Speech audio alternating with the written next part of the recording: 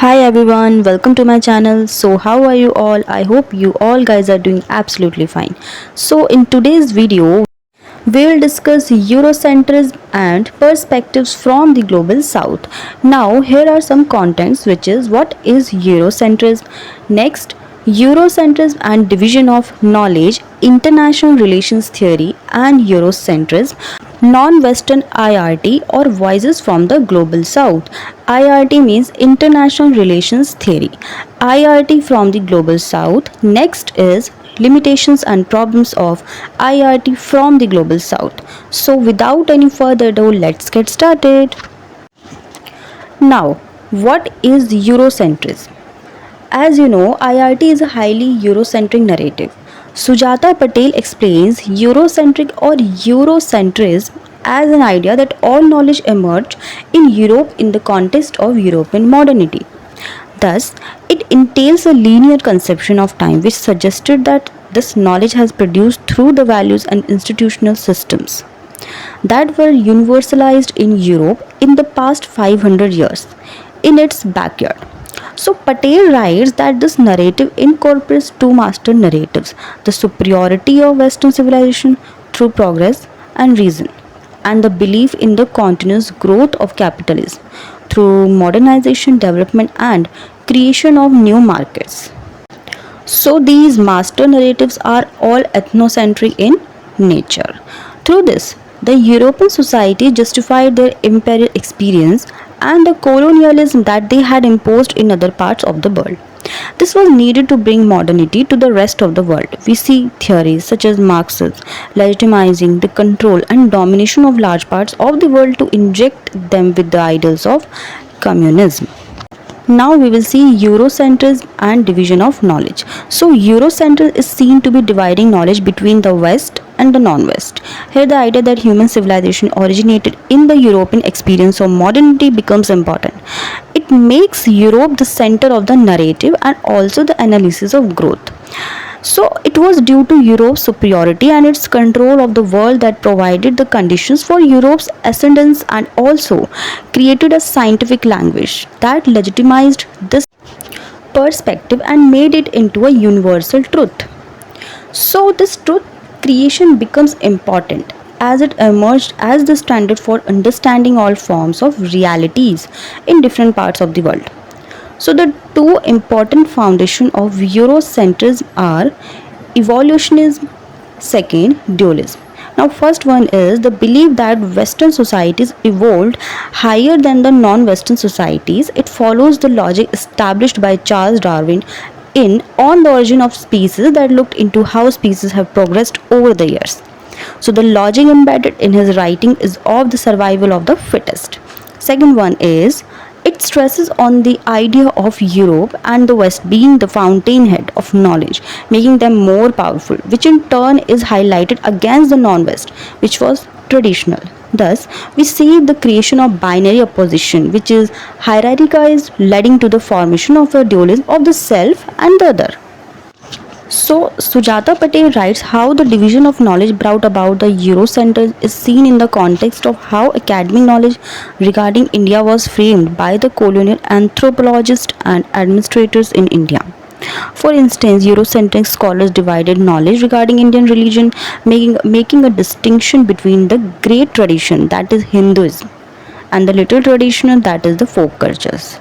So much of these have been uncritically accepted by scholars researching on South Asian religion. On the other hand, South Asia had thousands of distinct culture, practices and ideas that have lived in experienced existence in various forms and unequal, subordinated relationships with each other.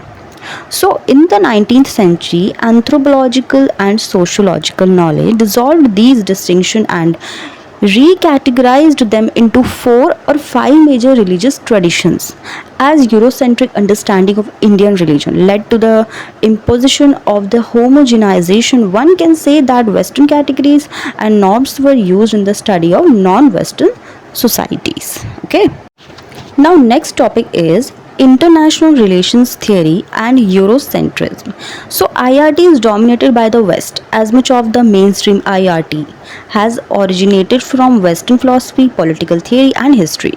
As you know, history as a discipline is also deeply Eurocentric that had led to Western dominance. Amitav Acharya and Barry Buzan investigate neo-realism and classical realism, the two dominant theories that project onto the rest world history their basic Europe-derived story of international anarchy and balance of power politics as a universal permanent structural condition. So IRT is deeply Eurocentric as it originated from a history that is traced to the West, right? It ignores vast swaths of history, both Western and non-Western, where empires such as the Han, the Persian, the Incan, and Aztec held sway over their known world. So its main historical story is the modern one, in which Western powers both fight amongst themselves and take over the rest of the world. Now, the non Western IRT or voices from the global south. See, the idea of the global south can be dubbed as a creation of the West. This happens on two levels. The first, on a conceptual and psychological plane, with the West creating the non West or the global south, as the other that defines the self. Edward said in Orientalism writes how the West managed and produced the non-West or the global South. Thus, the non-West or the Orient is termed as a complete European invention, through which there is a strong degree of domination imposed by the West through restructuring and having authority over the Orient or non-West. So, the second way through which the non-West or the global South has been created is through colonialism. So, the European countries which constitute the core West had colonized much of Asia, Latin America, Africa, and Australia, turning them into colonies for extracting resources to fuel the Industrial Revolution back in Europe. So, in these colonies, the European imperial powers transplanted their mode of governance, which was eventually adopted by these countries after independence. A majority of the non West or the global South are also seen to be poor and underdeveloped as they remained victims of neocolonialism as practiced by the US. So, after the Second World War, the US emerged as a superpower, replacing the European powers. It, however, continued the earlier policies of imperialism and domination that had been carried out by the imperial Europe. Through the Bretton Woods international economic system that established financial institutions such as the World Bank, the International Monetary Fund, and subsequently the World Trade Organization WTO. The US dominated the world. It is these policies that led to the formation of the global north and the global south. So the global south is generally the economically less developed countries, which consist of a variety of states with diverse levels of economic, cultural, and political influence in the international order.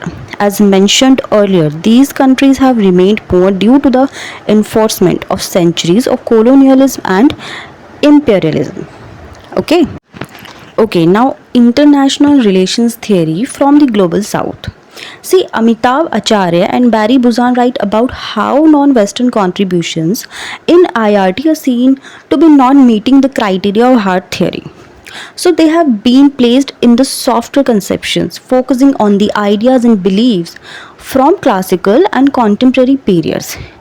According to them, these can be divided into four major types of works.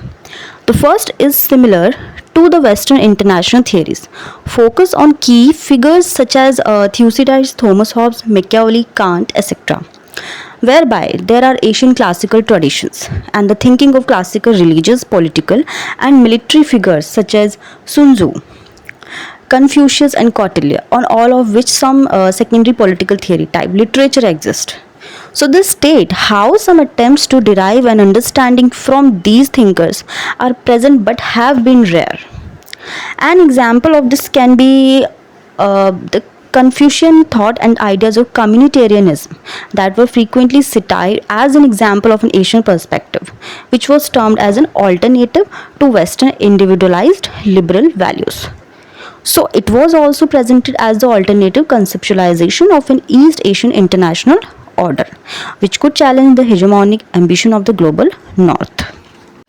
The second category of work, as according to Acharya and Buzan, relates to the thinking and foreign policy approaches of Asian and non-Western leaders such as Nehru, Mao, Aung San of Myanmar, Jose Rizal of the Philippines, and Sukarno of Indonesia.